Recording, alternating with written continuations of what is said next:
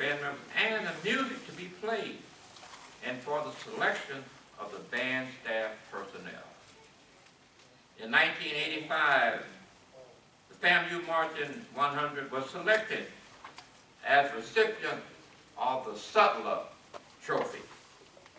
The Sutler Trophy is considered the Heisman. I say the Heisman. Does everybody know what a Heisman is? It's considered the Heisman of Marching Band Awards. The Sutler Trophy is awarded annually to a collegiate marching band that is of particular excellence and have made outstanding contributions to the American way of life. The John Philip Sousa Foundation administers the annual selection and presentation of the award. FAMU was the fourth recipient of this award.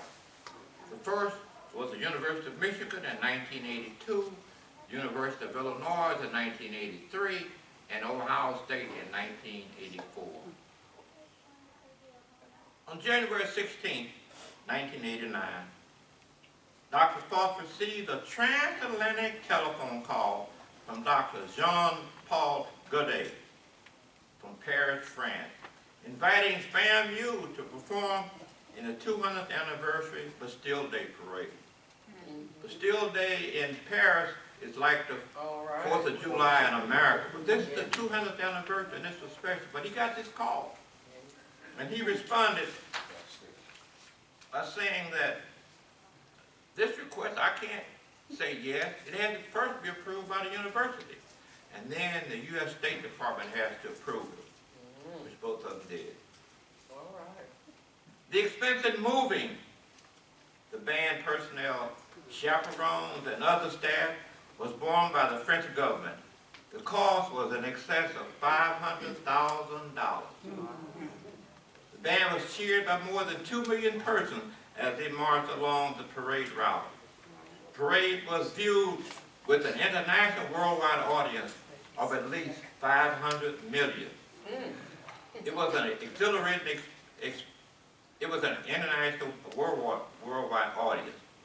It was an exhilarating experience and honor for the 250th FAM Marching 100 to be the sole representative to represent the United States of America in the French Bastille Day Parade.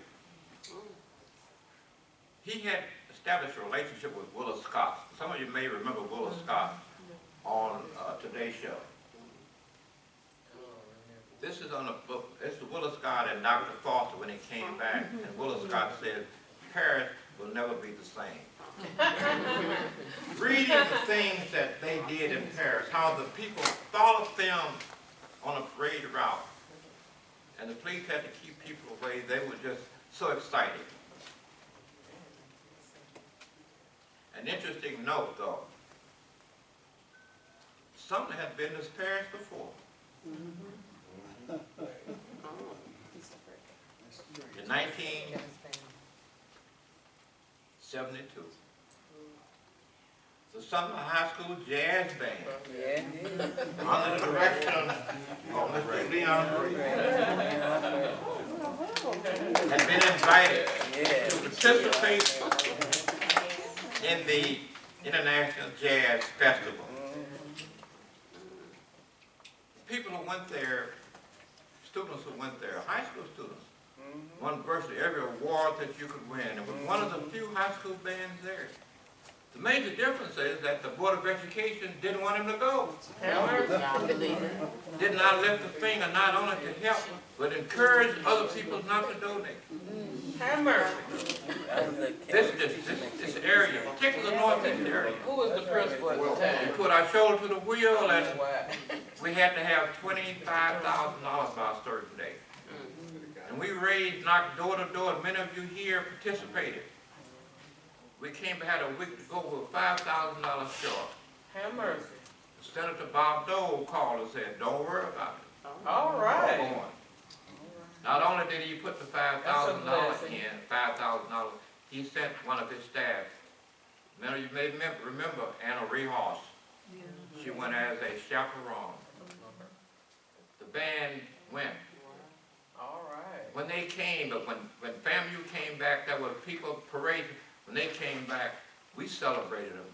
but the majority community in this city never lifted a hand. We want to remember Mr. Brady because this is a book, and he's still now today, working with young people. Yeah.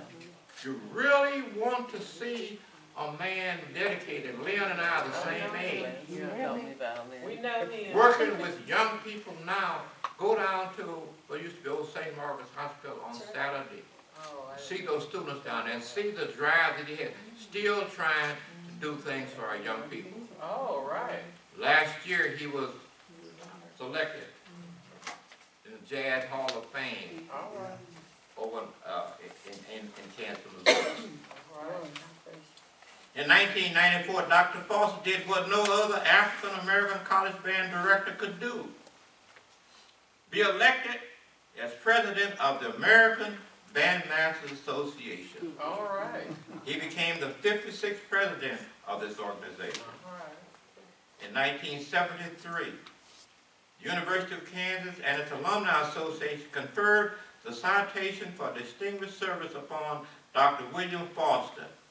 He was the first recipient of the United States Achievement Academy Hall of Fame Award and the first Outstanding Education Award by the School of Education Society of the University of Kansas Alumni Association. In March 1997, he was notified by the Florida History Association that he'd been nominated as a Great Floridian. This honor had been bestowed on only 11 other individuals who had made notable contributions in shaping the state of Florida as it is known today. At this event, Dr. Foster announced that after more than 52 years as director of the band and chairman of the Department of Music, he was retiring effective July 31st, 1998. During his tenure at FAMU, he received 48 awards, 29 certificates, 160 honors and awards, 27 proclamations, and 27 resolutions. Among these awards, in August 2000, he was knighted by France. The diploma of Chevalier, French term, of the Order of Arts and Letters from Mademoiselle Catherine Tosca, the French Minister of Culture and Communications of France. This award recognizes eminent artists and writers who have contributed significantly to further the arts in France and throughout the world.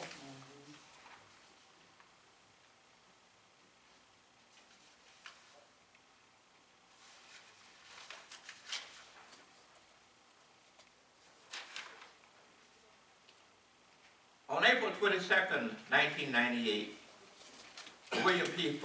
Foster Foundation was incorporated and became a not-for-profit 501c3 organization. The mission of this foundation focused on the financial support for the truly needy students who participate in the Marching 100 band. The students who participate in the band come from every type of socio-economic background. He felt that many of these students needed financial support. He stated, and I quote, "Too often, out of sight means out of mind. There's so much going on in our lives until sometimes we just do not have the time for other people. At least that's what we have convinced ourselves to believe. We forget that it does take a village to raise a child. That's right. Many students at FAMU who are economically challenged should not be forgotten. They need us. If we remember them, they will remember what we did for them. They will not forget the next generation." Right. He said, "This is my abiding hope and prayer." The foundation is doing an excellent job and they're assisting students at the college. Although Dr. Foster is best known for the Marching 100, the FAMU Symphonic Band was considered one of the best in the country. The band is composed of 120 musicians, selected from approximately 250 musicians in the university band program. One of the band's most notable achievements was its joint matinee and evening concert on February 24th, 1979 with the United States Army Band in Constitutional Hall, Washington, D.C. One of the band members at this concert was Reginald May, longtime band director at Sligo High School, right here in Kansas City, Kansas. Reggie was a member of the Kappa Kappa Psi National Honor Band fraternity. In his band, there were about 8 of them in the band, but he was one of them. Dr. Foster's conducting credits includes serving as conductor of the U.S. Air Force Band in Constitutional Hall, Washington, D.C., the Gamagon Municipal Band of Japan in Honolulu, Hawaii, the Michigan All-State Band, and the New York All-State Band. From the information that I have presented, you can see why, in many circles, he was considered, and still considered, as America's bandmaster.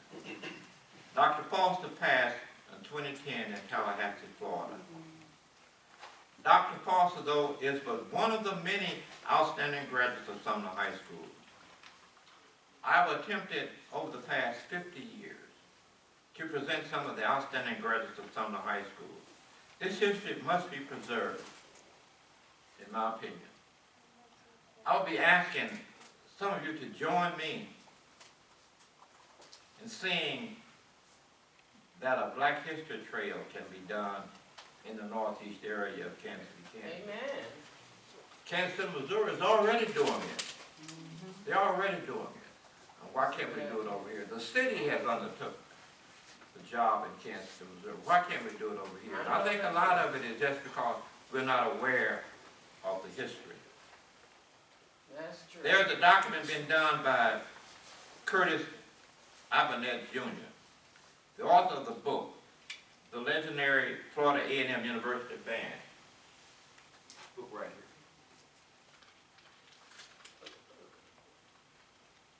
here. And the history of the Marching 100. I got a call and he said, when I wrote the book, I spent a lot of time at KU and many of you know Deborah Dandridge, and a lot of some of the material is there, but he said, I got a lot of material there to write this book.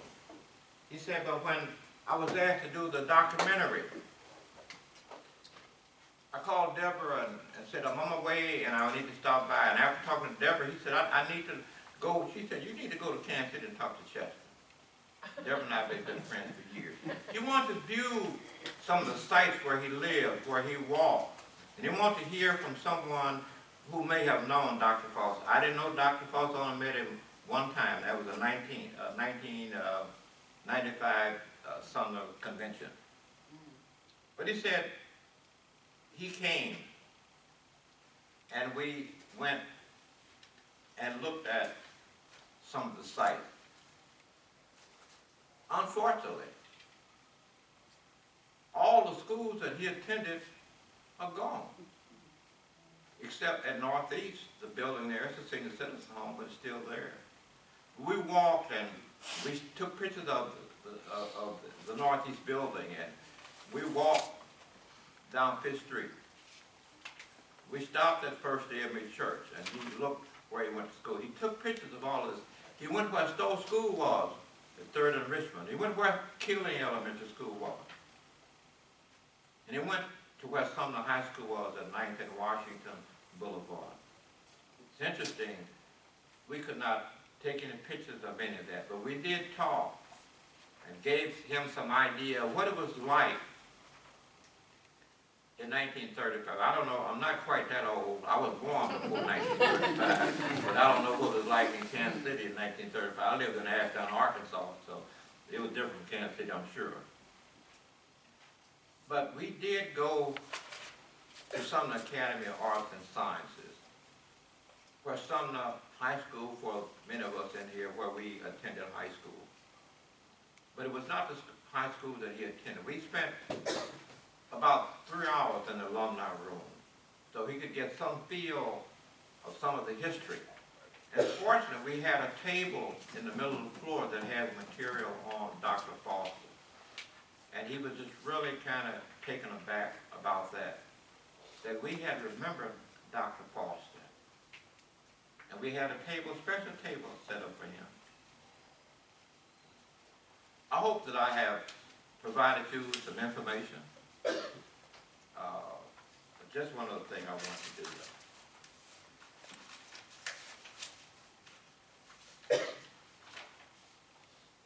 If you have the program in your handout material,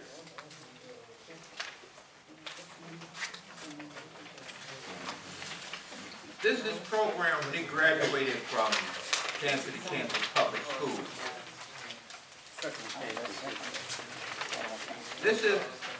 This is the program. It says the Kansas City, Kansas Public Schools 32nd Annual Commencement Exercise, Sumner High School, and the Sumner Division of the Kansas City, Kansas Junior College. How many of y'all knew that there was a Sumner Division of Kansas City, Kansas Junior College? Dr. Paul Jewell, which is probably one of the finest persons I ever met in my life, and one of the buildings is named after him out at Community College. If you read the history of Kansas Community College, he said Sumner Division of Kansas City, Kansas Junior College was either the best or worst kept secret in Wyandotte County. When the junior colleges were started in 1927 here in Kansas City, Kansas, African Americans were not allowed to attend the college, and which was located up at 8th and State. So we were housed at Sumner High School. Interesting note is that the teachers at Sumner Division had better qualifications than teachers at junior college. So we benefited. That continued from 1927 to 1951. I was in the last class from Sumner Junior College.